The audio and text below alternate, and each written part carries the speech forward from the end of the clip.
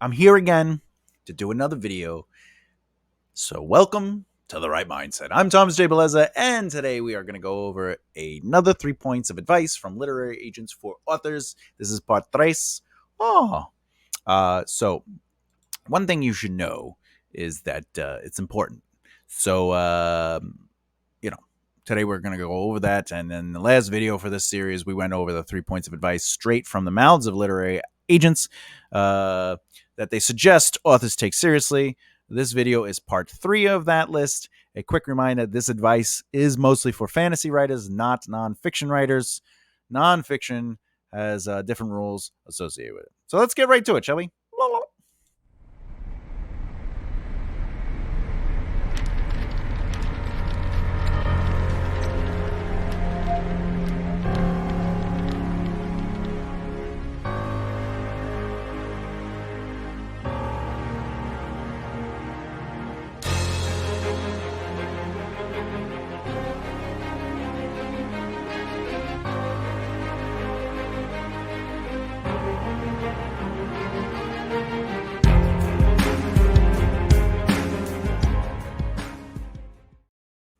So crazy when the camera goes blurry and I'm like, what's going on? Hey, thanks for checking us out. And you're probably saying, hey, I'm liking this advice series here. I'm going to keep doing them until you're like, hey, can you stop doing them? And I'm like, but I thought you liked them. And you're like, I do like them, but you do them all the time. And I'm like, I know. But this series is the business of writing. More importantly, if there are things you specifically want to know about the business of writing, the publishing industry, even the screenwriting and the film industry when it comes to writing, you ask me in the comments, and I'll do a video on it in this particular series. All right, this playlist is all about this. But without you as an audience, really, I'm just talking to myself, and I'm enjoying my red, my black. I'm colorblind. My red background. Anyway, if you're new here or you keep coming back and you just haven't subscribed yet, please subscribe. Because, if you give that subscribe button a click and follow along, then you'll be able to follow along, especially if you hit that bell icon on lessons about your craft, analyzing, reviewing, storytelling, and, of course, interviews with fellow writers as we celebrate the industry and talk a little shop. All right, today is, again, 3 points of advice from literary agents for authors, part 3, specifically fantasy authors. Let's get right to it. So, first point of advice is show you know of the agent's existing list. Very important. As always, I read my notes and then I riff. This seems obvious, but you want to already know who the agent represents. You might find, before even sending them anything, that their authors don't do much. You might even go, wait a minute, their authors aren't even the same genre as me. Okay? The value of knowing this information comes in the form of, do you fit their roster? Because you don't want to waste their time if you don't fit their roster, if their authors aren't doing anything, if they have a lot of authors, because if they're representing like 30 authors, leave that person alone, okay? But, if maybe they have 5, maybe 10 authors and they have multiple different genres, and you go, wait a minute, they represent different genres from each other, and my genre isn't on that list, maybe I'll fit into that personal roster. See, you just basically say, do you want to be a duplicate of somebody they already imagine? Well, I write dark fantasy mystery. And then they have 3 other dark fantasy mysteries who are top sellers, and you're brand new. They're probably not going to represent you because, they already have so much going on with that, right? But it also might go the other way. They might only represent dark fantasy mystery, and they have 5 or 6 authors that only handle dark fantasy mystery.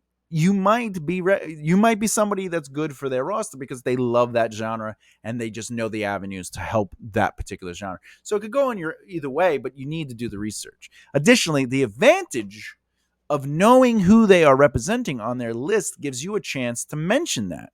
Why would you have to mention that? Well, that's a good question. Thinking of how you basically fit into their list of authors is a great sales pitch on your potential value. And of course, the number one reason you want to do this is people love to hear about themselves. We do. If somebody came up to you and said, oh, I read your book, you're interested, you're listening. But if someone goes, oh, I'm a writer, I have a book, you're like, oh, another writer. Okay? People love to hear about themselves, and that's okay because that's just our psyche, right? And when you show others you did the research on them, they feel seen. If somebody came up to you and was like, "Oh, hey, aren't you so and so? Yeah, you wrote 3 books," and blah, blah, blah, you'd be like, "Oh, I like this person." maybe you don't. Maybe they turned into a douche. We don't know. Even if on a small level, subconsciously, they're still feeling seen. Okay, and they're like, "Oh, this person put some time. Let me read the rest of the email or the query letter, right?" And marketing is not about you and your product. It's definitely not about your product. It's about your audience and their needs, right? So emails are the same thing. Emails that come off all about you are not widely received in a good light. Make it more about them and less about you. I always tell people a great email, like an intro email to see if it's okay to send anything, is the first paragraph should be about them and their successes. The second paragraph is about you and your wants. And the third paragraph is about them and their future. And ultimately, you make them 3 to 4 sentences each. So the first, second, and third paragraph each have 3 to 4 full, complete sentences. And that's a really great way to kind of be like, boom. Okay, now I can go into that in greater detail in another video, but let me move on. Okay, so point number 2. Oh, by the way, just a little heads up. The reason we do research on people is because it gives us ammunition on how to approach the email, how to approach them. Maybe you find out they like something specific. Maybe they represent an author that you really love, and now you have thematic interests. The point is, the more you know about somebody, the more invested you could be in them, and the more invested you're into them, the more invested they potentially will be to you.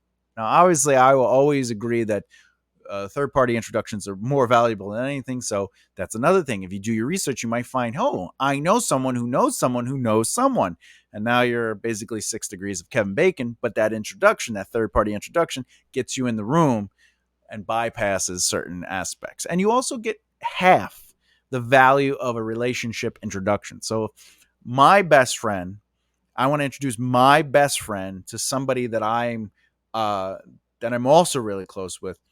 My best friend and that person are going to gain half the relationship values I have with them.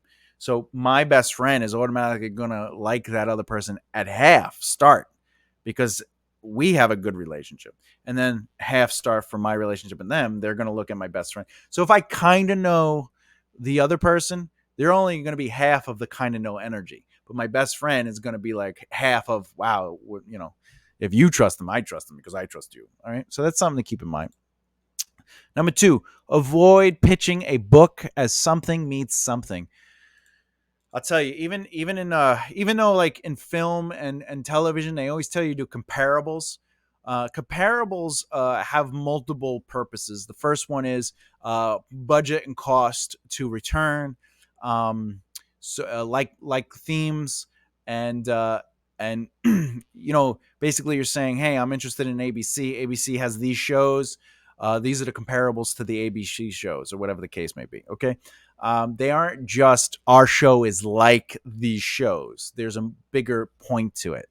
For books, when you say my book is like X plus X, you're ultimately saying keep an eye out in my book because it's going to feel like these books. And so that's what I'm going to go into when I read this slew of information. So this is the start of a dangerous path when you start pitching a book as something meets something. Pitch your book as your own story. If it's something meets something and they read the book and personally don't feel that way, it takes them out of the experience. If they're like, this book doesn't even feel, what are you telling me? It's Harry Potter meets, the Dark Tower series. I don't feel that. I don't see it. You miss. It's not what I wanted. Same thing with television. If you go in and you go to ABC and you're like, hey, it's going to be like, one of your shows, and then they watch it or they read it and they go, this is nothing like, whatever, LA, whatever, Law and Order. Like, this is nothing like Law and Order, Anyway, but besides the pitch itself, an author needs to really focus on a quick reveal of the heart, the main plot of your story, and a little flavor of the story. So basically, like what makes it interesting, what makes it your story. If you start comparing it to other projects, you'll no longer be describing your story. You'll be using the influence of those other brands to influence your brand. And if your brand doesn't relate, it's going to be a big hit on you, right? So now the agent is thinking about the other book because you're like, hey, it's something, it's like this and like that, right? Meet so and so. With the naming of that other book, you've instantly directed attention away from your own book. I know that by saying it feels like book XYZ, it helps describe your book in bigger, broader strokes of detail. Like, obviously, if I go, it is like Harry Potter meets the Dark Tower, or it is like Harry Potter meets It. And now, what is it? Okay, so it's going to be, um, or, the example I have on my page, by the way, is funnier. So I'm going to read the example I have. So imagine you say, hey, it's like Harry Potter meets The Silence of the Lambs. I want to read that book, by the way. So basically what I'm saying, if I compare those, is it kids, magic, a school, serial killer, and an FBI agent? But is that really what your book is about? Maybe the themes in those two books, but which themes? And it gets more and more complicated in that sense. What are the themes of all the Harry Potter books, or just one of the Harry Potter books? And the Silence of the Lambs, what are the themes of the Silence of the Lambs? Or is it literally like the movement of the Silence of the Lambs? Are the plots and the subplots important? What are you telling me that it's Harry Potter meets Silence of the Lambs? Just saying. Third, short and sweet with your pitch and cover letter. Okay? By the way, the email that I suggested is not a cover letter. It's basically an introduction email to say, hey, I would like to send you my pitch cover letter. I would like to send you something on my book. I did this with a television show, a couple of them, and I sent out one of the TV shows I did, which was called Laundry. I sent 5 inquiries. I sent 5 emails based on my 3-paragraph structure, where it's them and their successes, me and my wants, them and their future, and I got 5 responses. Each one of them were interested. Only one of them wanted to set up a meeting. The other 4 said, hey, we don't actually deal specifically with television. We usually deal with books that are converted into a show or a movie. So on their website, it was saying that they dealt with television and movies, but their system, their process was, we like books, we develop the books, make money on the books, and then we push it to television and so. But anyway, the other guy was like, "Hey, tell me about it." And so I would say it's a hit or miss sometimes, depending on what you write in the email. But it's always good to say, "Hey, I'm paying attention to you and what you have succeeded with. Right to the point, 3 to 4 sentences. Here's what I'm looking for. May I send my pitch letter to you, which will basically explain, because I know you're busy." And then ultimately, now, why do I do that? By the way, I was taught that every choice a person makes, every action a person chooses to take, creates an emotional connection. So if I send an email that is mostly about them, and it just has one paragraph about what my wants are, and they connect to it, and they write back and they go, you know what? Yeah, I'd be interested. Send me your pitch cover letter. They just made a choice, and now I have one point of an emotional interest from them. And then they read the pitch cover letter, and if they're like, oh, you know what, I do like this, send me your manuscript, or send me your treatment, or send me your whatever. Now that's another. So you're always trying to get them to make choices on behalf of you without asking them to make choices. Okay. Anyway, short and sweet with your pitch cover letter. So if you do get to the pitch cover letter, your pitch or cover letter shouldn't be any longer than a full page. Less is more, as their time is valuable. The thing is, you have to look at what you're doing in the same way this quote should influence your life. Ready? If you can't explain it simply, then you don't understand it well enough. That's Albert Einstein. I'm probably butchering it, but that's ultimately what it is. If you can't explain something simply, how do you understand it enough? And it really stands out. When you have to like over explain stuff, especially in a letter, it's very telling. And the agent or anyone reading that they're gonna be like, all right, I don't understand what's going on. So short and to the point, it shows a clear understanding of your book. The whole point is to draw them in, inform them of the story, and sell them on the potential for working long-term relationships. What should be in a pitch letter? That's a great question. Uh, by the way, I'll have a whole video on this, but for now, here's some bullet points. I'll do a video on a really strong pitch letter. I'll show and I'll have examples and stuff. But here's some things you want to think about when you write a letter, a pitch letter. Start with a bit about them and their successes, just like I had suggested with the email, priming them and showing you did more research. Now, this would be a little bit different than the original email. This is ultimately talking about a specific author they represent or something that they recently succeeded with. Okay. So the other one is like sort of them and their successes, but this is like trying to connect how you relate to their roster without making it about you. It's about them, right? Next, pitch your novel by keeping this part right to the point with the elements of a basic log line expanded. If you don't know what a log line is, I have a video on log lines on my channel. Okay. You also want to create characters, the inciting incident, a little plot, motivations, and goals. Okay. Write about why you. Oh, that would be the next part. So the first thing you want to have in there is about them and their successes, right? Priming them. Okay. And then it's next, you got to do your pitch. And then now it's your characters, right? You're going to do character, inciting incident, a little plot, a little motivations, and some goals. Keep that short. I would do like a paragraph, right? Write about why you are addressing this particular agent, and then a little bit about yourself, and avoid bragging when possible. You never want to brag. Don't. And I'm really good at not bragging. I'm like the best non-bragger, and I don't even know how to say the word boasting. Anyway. So that's those are the things that you want to have in the pitch letter, and you could probably keep it short with 3 to 4 sentence paragraphs. And again, if you can't explain characters and inciting incidents, and it's just that's why it's important to know how to write a log line too, because you could basically fit the character, the inciting incident, the plot, the motivations, and the goal in a good tagline, even if you make that tagline 2 sentences long or 3 sentences long, for the pitch letter. Anyway, that's just final thoughts. Like I said in the first 3 videos of this series, the first three videos in this series, these are all. Is it? No, it'd be 2 because this is part 3, right?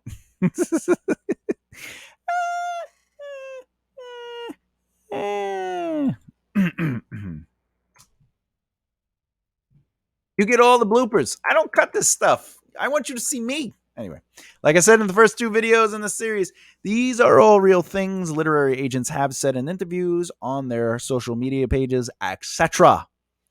This does not mean these are the be-all, end-all rules of how the industry works. There are many paths to many ways. There are cases of outcomes fueled by outside forces leading to amazing introductions. As I've said before, and I'll always say in the future, the majority of all my pitch meetings have come from a third-party introduction. This is a business, not a hobby, and to run your business successfully, you need to network, market, and practice. What are those things? Networking is building and cultivating relationships to establish a strong circle of influence. A circle of influence is not a group of people that can influence your career. They're a group of people that influence better habits. So if you want to be a successful musician, hang out with successful musicians, because you'll start creating habits that allow you to be around the right people. Certain circles think certain ways, and when you think unsuccessfully and you think successfully, they are 2 different mindsets. Look at Adam Sandler and his crew versus, say, somebody who's just trying to, I wish somebody would hire me, right? Or someone would cast me. Those are 2 different mentalities. One is giving, one is a taking. The other thing with authors, think of the relationships you're building. Are these people that are influencing better habits, people that are influencing, helping one another, and, alpha and beta readers and things like that, okay? Marketing is about designing a brand to build awareness, to create interest that ultimately generates sales for audiences to buy into your brand's message emotionally, okay? And then, of course, practice. Practice both your craft and the skills to understand your strengths and weaknesses to see how you can add value to the tables you join so you can lead, follow, and advise. Leading is not about taking over, it's about taking initiative and inspiring others. Following is not about blindly being led. Following is elevating and enhancing the table's missions and purposes. Basically, what do you add to that table? And finally, advising is not always about being right and or outshining others. It's about advising to give options for the table to choose from, even if they don't choose your option, and also coaching and elevating others, helping them learn what they can when you can. All right. Basically, what do you bring to the table overall?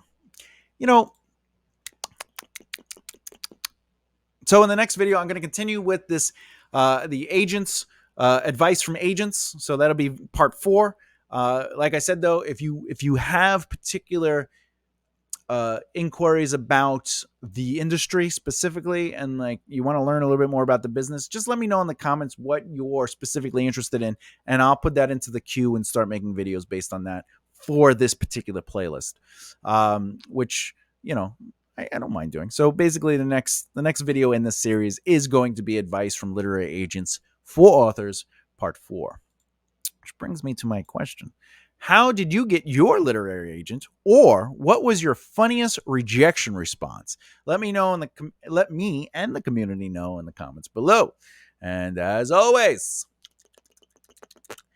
want to learn more about improving your craft, insight on the industry, and hearing from fellow authors? Well, then please subscribe and hit that bell icon so you don't miss out. And obviously, you know, I love you guys.